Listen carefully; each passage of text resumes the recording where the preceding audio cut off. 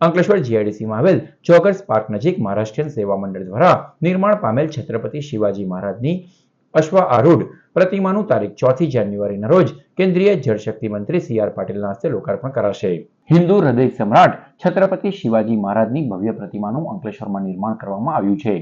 અંકલેશ્વરના joggers park નજીક મહારાષ્ટ્રીયન સેવા મંડળ અંકલેશ્વર દ્વારા આ પ્રતિમાનું નિર્માણ કરાયું છે. ત્યારે પ્રતિમાનું તારીખ 4 જાન્યુઆરીના રોજ કેન્દ્રીય જળશક્તિ મંત્રી અને ગુજરાત પ્રદેશ ભાજપના અધ્યક્ષ સી.આર. પાટીલના હસ્તે લોકાર્પણ કરવામાં આવશે.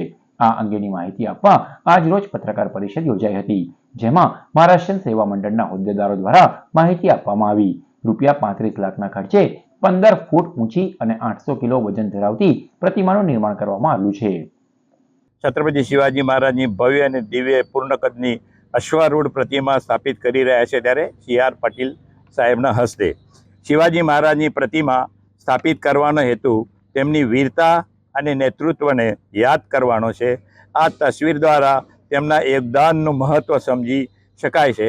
શિવાજી મહારાજના ઇતિહાસ અને સંસ્કૃતિને ઉજાગર કરવા માટે આ એક મહત્ત્વપૂર્ણ પગલું છે. આ આપણા યુવા પેઢીને પ્રેરણા આપશે